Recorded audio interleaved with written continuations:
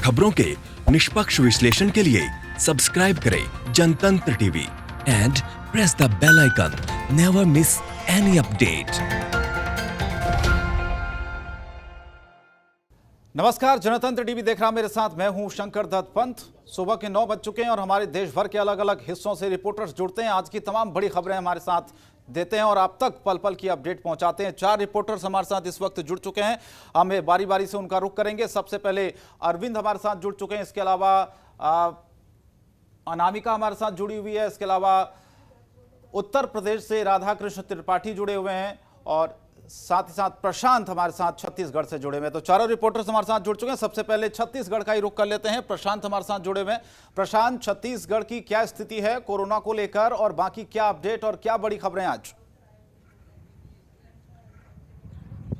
देखिए, कोरोना को लेकर स्थिति बहुत ही चिंताजनक छत्तीसगढ़ में है। अभी जिस तरह से लगातार यहाँ पे कोरोना पॉजिटिव मरीजों की संख्या बढ़ रही है। आज अगर हम बात करें तो अभी तक की रिपोर्ट में 182 कोरोना पॉजिटिव मरीजों की संख्या हो गई है और उन जिलों में भी कोरोना पहुंच गया है जो जिले सरकार के लिए काफी चिंता का विषय हो सकता है। खासकर हम जैसे सरगुजा की बात करें या बस्तर की बात करें, राजनांदगांव की बात करें, जैसे हम शुरू से ये बताते आ रहे हैं कि अगर इन इलाकों में मजदूर कोरोना पॉजिटिव पाए जाते हैं तो सरकार के लिए इस स्थिति से निपटना बहुत ही चुनौतीपूर्ण होगा और कम से कम हालात तो वही बन रहे हैं। दूसरी ओर हम केंद्रीय राज्य मंत्री रेणुका सिंह के उस बयान का भी जिक्र करना बेहद जरूरी है, जहां पर कल बलरामपुर जिले के क्वारंटीन सेंटर में जाकर अधिकारियों को बेल्ट उतारकर मारने की उन्होंने धमकी भी दी थी। दरअसल उनका एक वो बयान काफी राजनीतिक रूप से बहस छिड़ गया, जिस पर उन्होंने कहा था कि आप बीजेपी के कार्यकर्ताओं को इस तरह से मत परेशान कीजिए, भेदभाव मत बरतिए। लेकिन सवाल ये खड़ा होता है कि क्या क्वारंटीन सेंटर में जाने वाला क्या कोई सरकार के पास ऐसा मापदंड है जिस पर यह हो कि ये बीजेपी का कार्यकर्ता है, ये कांग्रेस का कार्यकर्ता है या आम पब्लिक है? तो ये एक तरह से विपक्षी पार्टियों या सरकार के लिए इसको अवसर के रूप में न देखते हुए इसको त्रासदी के रूप में देखना पड़ेगा और उस हालात से निपटने के तमाम प्रयास करने पड़ेंगे। दूसरी ओर अगर हम बात करें तो जिस तरह से आज हवाई मार्ग खोल दिया गया है, लेकिन छत्तीसगढ़ भले ही राहत दे दी गई, लेकिन छत्तीसगढ़ में आने वाले जो लोग हैं जो बाहर से आएंगे उनको एक नियम के मुताबिक 14 दिन का क्वारंटीन रखा जाएगा। सरकार ने एक नई गाइडलाइन जारी की है, तो आने वाले लोगों के लिए भी ये सोचना पड़ेगा। दूसरी ओर 25 मई 2013 को बस्तर के अंदर झीरम घाटी का हमला हुआ था, जहां पर कुल 28 लोग शहीद हुए थे। उसमें आज उसकी बरसी की मुख्यमंत्री भूपेश बघेल ने सबको नमन श्रद्धांजलि दी है और साथ ही उन्होंने ये आरोप भी लगाया है कि आखिर भाजपा की सरकार क्यों एनआईए जांच से रोकने की कोशिश कर रही है, कि कहीं ना कहीं हो सकता है कि कोई साजिश हो।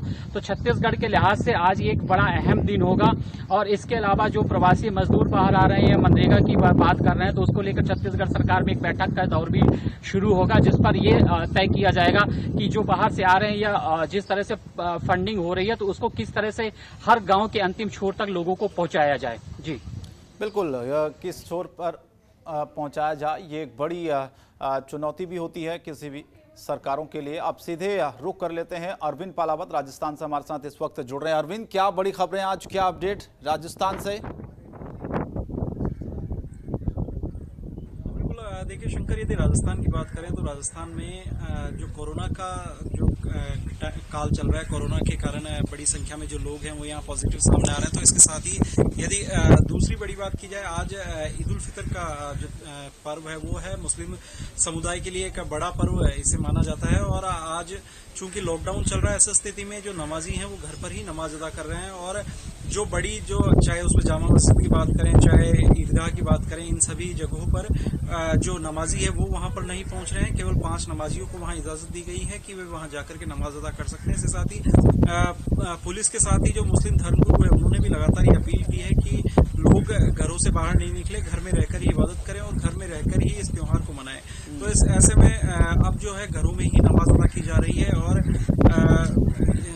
ईद उल फितर की जो जिसको मीठी ईद भी कहा जाता है, तो मीठी ईद के जो पकवान है वो घरों पर ही एक दूसरे को जो बधाइयां दे रहे हैं, एक दूसरे के घरों पर जो लोग हैं वो पहुंच रहे हैं। हालांकि काफी कम संख्या में लोग यहाँ पर एक दूसरे के यहाँ पहुंचेंगे, जिस तरह से मुस्लिम धर्मगुरुओं ने अपील किया कि अपने ही घरों में रहें, क्योंकि देखिए मुस्लिम समुदाय के जो लोग हैं और चाहे किसी भी समुदाय के लोग हों, ये जब पर्व होता है तो एक दूसरे के घर जाते हैं, लेकिन इस बार लॉकडाउन के कारण इस बात को मना किया गया है। तो वहीं यदि दूसरी बात करें, महाराणा प्रताप की जयंती भी आज है। महाराणा प्रताप की जयंती पर भी कई तरह के कार्यक्रम यहाँ पर होने थे, लेकिन लॉकडाउन के कारण कार्यक्रम नहीं होंगे। हालांकि महाराणा प्रताप को जो पुष्पांजलि है वो यहाँ पर अर्पित की जाएगी।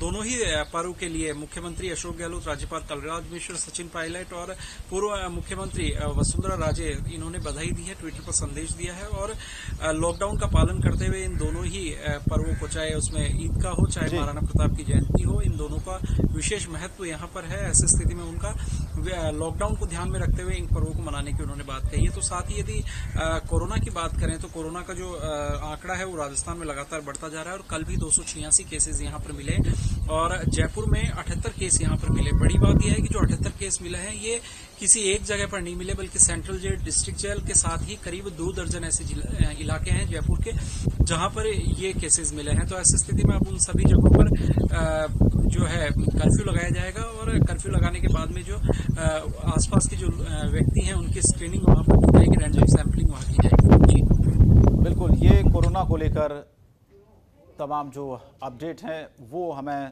अरविंद ने दिया है और जिस तरह से लगातार जिस तरीके की परिस्थितियां अभी नज़र आ रही हैं, ख़ासतौर पर कोरोना को लेकर सरकारों के सामने चुनौती भी है। अब मध्य प्रदेश का रुख कर लेते हैं। अनामिका हमारे साथ इस वक्त जुड़ रही हैं। क्या अपडेट है मध्य प्रदेश से, क्या बड़ी खबरें अनामिका आज की? शंकर, सबसे पहले बात करते हैं कोरोना के मरीजों की। तो इस वक्त जो आंकड़ा है वो 6,500 को पार कर चुका है। 6,635 लोग जो है अब तक संक्रमित जो है वो निकलकर सामने आए हैं। इसके अलावा यदि बात करते हैं मौत की तो देखिए कल से अब तक जो है 9 मौत हो गई और इस सब के बीच जो कोरोना से रिलेटेड एक बड़ी खबर है शंकर, वो ये है कि नरसिंहपुर जिले में भी अब कोरोना संक्रमित मरीजों की संख्या मिलने लगी और जिसके साथ भोपाल के माफ कीजिएगा मध्य प्रदेश के जिलों की संख्या अगर हम कोरोना की बात करें तो 50 हो गई है।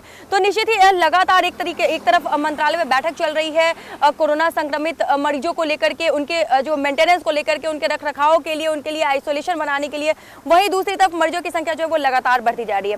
शंकर, इसके तरह अगर बात करते हैं तो देखिए मध्य प्रदेश में कोरोना के साथ साथ जो है वो गर्मी का कह सकते हैं कि हीट अटैक भी देखने को मिल रहा है। टेम्परेचर जो है वो 45 डिग्री के पार कल भी था और अभी महज सुबह के जो है वो 9 बजे और देखिए इस वक्त जो टेम्परेचर है वो 35 डिग्री के पार चला गया है। निश्चित ही दोपहर की बात करें तो 45 और 48 डिग्री की संभावना जताई जा रही है। तो कहीं ना कहीं कोरोना के साथ साथ जो है हीट अटैक भी जो है वो मध्य प्रदेश झेल रहा है। इसके अलावा देखिए यहाँ अभी चुनावी सरगर्मी जो है वो भी थमने का नाम नहीं ले रही है। उपचुनाव जो 24 सीट पर है उसको लेकर लगातार 2 बड़ी पार्टी कांग्रेस और बीजेपी में मंथन चल रहा है। एक तरफ जहां कमलनाथ जो है वो सरकार को घेरने की कोशिश कर रहे हैं मजदूरों के मामले में, प्रवासी मजदूरों के मामले में, वहीं दूसरी तरफ मध्य प्रदेश के मुख्यमंत्री शिवराज सिंह चौहान की ऑफिशियल साइट की तरफ से लगातार कमलनाथ को जो है जवाब दिया जा रहा है कि जो भी वीडियोस वो अपलोड कर रहे हैं वो फेक वीडियो है। इसके अलावा देखिए आज मुख्यमंत्री जो है शिवराज सिंह चौहान वो राज्यपाल से मिलेंगे और 2 जो है वो मुख्य विषय होंगे चर्चा के लिए। एक तो मंत्रिमंडल का विस्तार की 30 मई के पहले मंत्रिमंडल का विस्तार हो जाने की पूरी संभावना जताई जा रही है शंकर। और इसके अलावा कोरोना को लेकर के, कोरोना के बढ़ते मरीजों की संख्या को लेकर के, मौत के आंकड़ों को लेकर के जो है आज चर्चा की जाएगी। और इसके साथ ही देखिए एक आवेदन लगाया गया है जो अस्थि कलश हैं उनको गंगा या मां नर्मदा तक पहुंचाने के लिए, इसको लेकर भी आज चर्चा की जाएगी। जी शंकर, बिल्कुल चर्चा की जाएगी और यही रणनीति रहती है सरकारों की। लेकिन कोरोना को लेकर आपने बताया कि लगातार जो प्रयास हैं वो किए जा रहे हैं और धीरे धीरे हम देख रहे हैं कि रिकवरी रेट भी अच्छा है, लेकिन मामले भी बढ़ते जा रहे हैं। ये भी चिंता का विषय। एक छोटा सा ब्रेक ले रहे हैं, ब्रेक के बाद आपको लेकर चलेंगे उत्तर प्रदेश राधाकृष्ण त्रिपाठी के पास और जानेंगे आज की बड़ी खबरें। खबरों के निष्पक्ष विश्लेषण के लिए सब्सक्राइब करें Janatantra TV and press the bell icon. Never miss any update. Break के बाद स्वागत है आपका। अलग अलग जगहों से हमारे 4 रिपोर्टर जुड़े हुए हैं, लगातार पल पल की अपडेट आपको दे रहे हैं। आज की क्या बड़ी खबरें वो बता रहे हैं। सीधे उत्तर प्रदेश का रुख कर लेते हैं। राधाकृष्ण हमारे साथ जुड़े हुए हैं। राधाकृष्ण, क्या बड़ी खबरें उत्तर प्रदेश की? क्योंकि आज तो ईद भी मनाई जा रही होगी, लेकिन ऐसी ईद शायद लोगों ने पहले कभी नहीं मनाई होगी। न गले मिल पा रहे हैं, न शॉपिंग कर पा रहे हैं, बाजार सन्नाटे होंगे, सूनापन होगा। क्या बड़ी खबरें आज उत्तर प्रदेश से? जी बिल्कुल शंकर, सबसे पहले शुरू करते हैं कोरोना से। कोरोना में आपको एक छोटी सी संक्षिप्त जो उसके आंकड़े हैं वो आपको बता दूं कि उत्तर प्रदेश में कोरोना का आंकड़ा 6,268 पहुंच गया है और जो नए आंकड़े आए हैं जो आज का वो है वो 254 है, जिसमें 180 से ज़्यादा प्रवासी मजदूर हैं। कोरोना अब एक तरह से उत्तर प्रदेश में अगर आप समझें तो उत्तर प्रदेश के लोगों ने कोरोना के साथ जीना लगभग सीखना शुरू कर दिया है।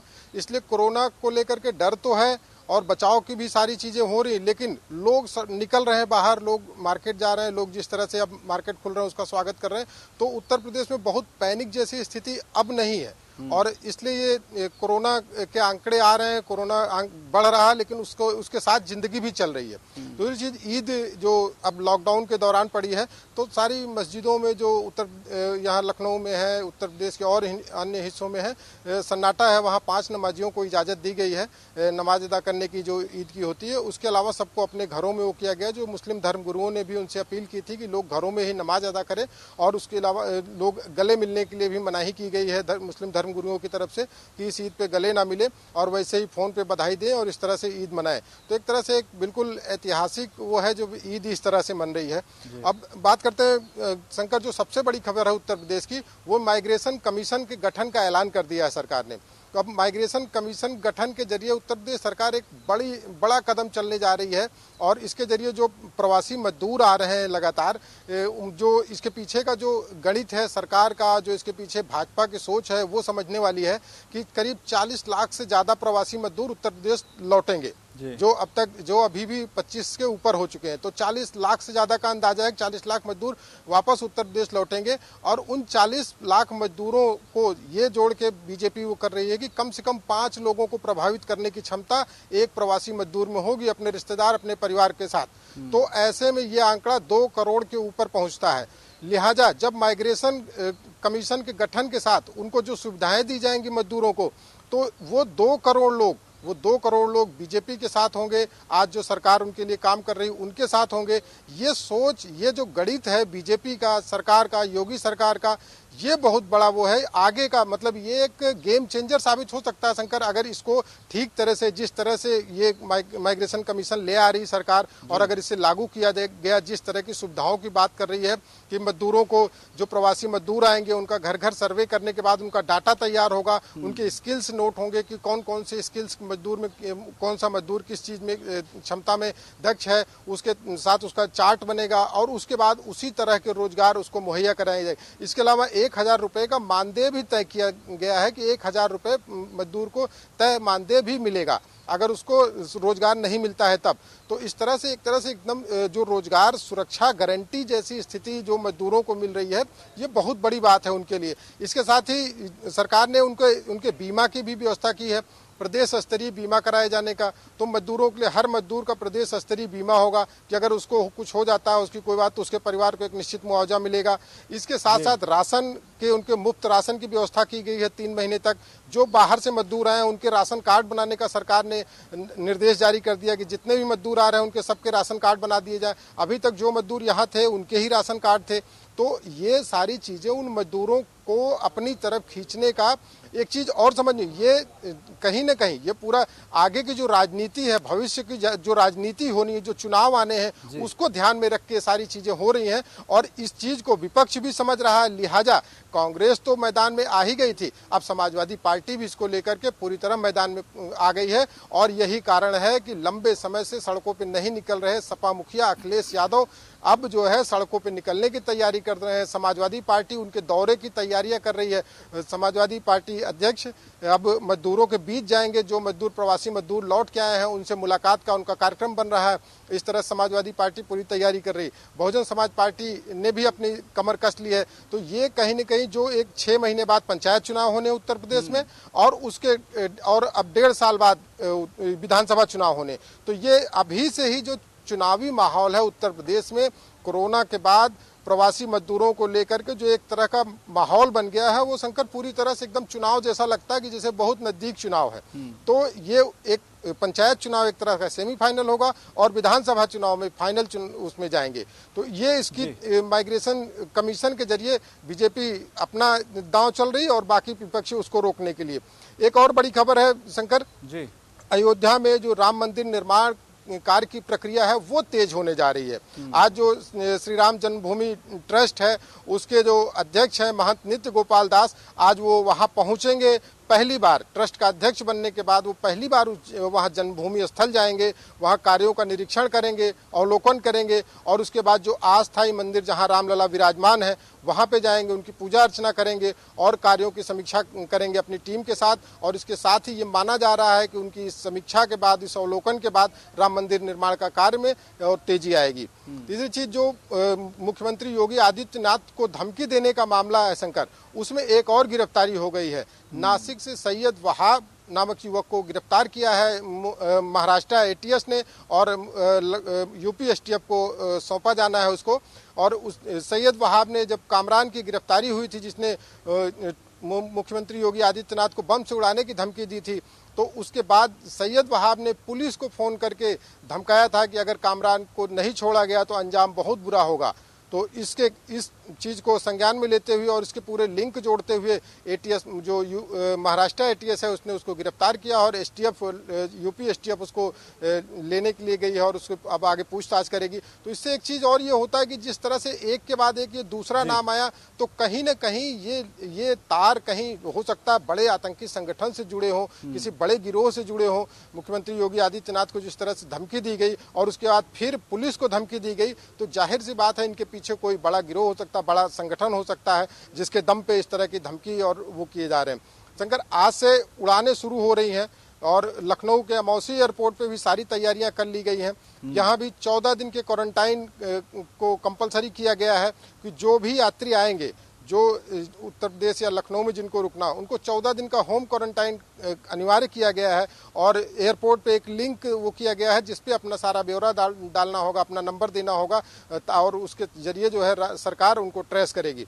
तो और अपने घर पहुंचने के बाद 6 दिन के होम क्वारंटाइन के बाद अगर कोई उनकी जांच रिपोर्ट निगेटिव आती है तो उनको जो है क्वारंटाइन उनका खत्म कर दिया जाएगा। लेकिन अगर जो है उनका रिपोर्ट पॉजिटिव आती है तो उनको बराबर क्वारंटाइन रखा जाएगा। ठीक है, तो ये शंकर। ठीक है, प्रशांत के पास चलते हैं, छत्तीसगढ़ का रुख कर लेते हैं एक बार फिर से।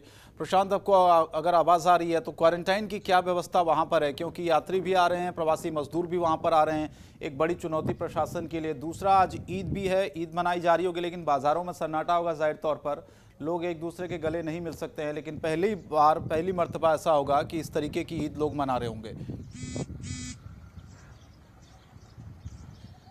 निश्चित तौर पर शंकर, जिस तरह से हर बार ईद का जो मौका होता था, लोग घर पे जाके एक दूसरे को बधाइयाँ देते थे और गले मिलते थे और इसके अलावा तमाम तरह के कार्यक्रम होते थे, लेकिन इस बार कहीं न कहीं सोशल डिस्टेंसिंग है और लोगों को घर पर ही रहकर या तो फ़ोन के माध्यम से या वीडियो कॉलिंग के माध्यम से लोग एक दूसरे को बधाई देकर इस ईद का जश्न मना रहे हैं। वहीं दूसरी ओर हम क्वारंटाइन की बात करें तो 151 क्वारंटाइन सेंटर बने थे जो अव्यवस्थाओं से भरा हुआ है। लगातार आरोप लग रहे हैं, हर क्वारंटाइन सेंटर से कुछ न कुछ आरोपें सामने आ रही हैं। जैसे अभी राजनांदगांव के अंदर ही एक बात सामने आई थी कि जहाँ पे से 14 मजदूर जो है क्वारंटाइन सेंटर से फरार हो गए। और एक तरह से आपने देखा कि कल केंद्रीय राज्य मंत्री किस तरह से अधिकारियों पर भड़की थी कि जहाँ पर मजदूरों के साथ भेदभाव बरता जा रहा है। वहीं दूसरी ओर अगर हम उड़ानों की बात करें तो छत्तीसगढ़ में भी विवेकानंद एयरपोर्ट पर तमाम व्यवस्थाएं की गई हैं और जो यात्री बाहर से आ रहे हैं उनके लिए यहाँ पर भी क्वारंटाइन सेंटर 14 दिन के लिए अनिवार्य किया गया है कि जो भी बाहर से आएंगे उनकी स्क्रीनिंग होगी, उनकी पूरी इंफॉर्मेशन होगी और उसके बाद ही बाहर आ पाएंगे। और एक तरह से यहाँ पे पेड क्वारंटाइन होगा जहाँ पर अलग अलग होटलों में व्यवस्थाएं की गई हैं वहाँ पे रुकने के लिए। तो फिलहाल इस तरह से बात है और लगातार जिस तरह से प्रवासी मजदूर यहाँ पे आ रहे हैं और 53,000 प्रवासी मजदूर यहाँ पर आ चुके हैं अभी तक और सरकार ट्रेनों के माध्यम से यहाँ पे पहुँचा रही है और अलग अलग क्वारंटाइन सेंटर में है। लेकिन सरकार को, अधिकारियों को ये भी देखना पड़ेगा कि जिस तरह से मजदूरों के साथ इस तरह से तमाम शिकायतें आ रही हैं वो ना हो, क्योंकि मजदूर ही एक ऐसा वर्ग होता है जो अगर कहीं सड़कों में उतर आया तो सरकार के लिए भयावह स्थिति उत्पन्न हो जाएगी। और दूसरी ओर ग्रामीण अर्थव्यवस्था की हम बात करें तो यहाँ पे लगभग 24 लाख ऐसे अधिक लोगों को यहाँ पे काम का अवसर दिया गया है ताकि ग्रामीण रोजगार के माध्यम से जो शहरी और ग्रामीण की अर्थव्यवस्था है, उद्योग धंधे, वो पूरी तरह से बना रहे। शंकर, चलिए, तो ये स्थिति है। देखिए आप क्वारंटाइन सेंटरों की भी, क्योंकि सरकार के दावे, लेकिन उस बीच अव्यवस्थाएं बहुत सारी होती हैं। तो रिपोर्टर्स लाइव में आज के लिए इतना ही, लेकिन बहुत बहुत शुक्रिया आप सभी का, अरविंद, राधाकृष्ण, प्रशांत और अनामिका, हमारे साथ जुड़ने के लिए, देश की तमाम बड़ी खबरें हमारे दर्शकों तक पहुंचाने के लिए। बुलेटिन में इतना ही, बाकी खबरों के लिए बने रहिए जनतंत्र टीवी के साथ। नमस्कार। खबरों के निष्पक्ष विश्लेषण के लिए सब्सक्राइब करें Janatantra TV and press the bell icon. Never miss any update.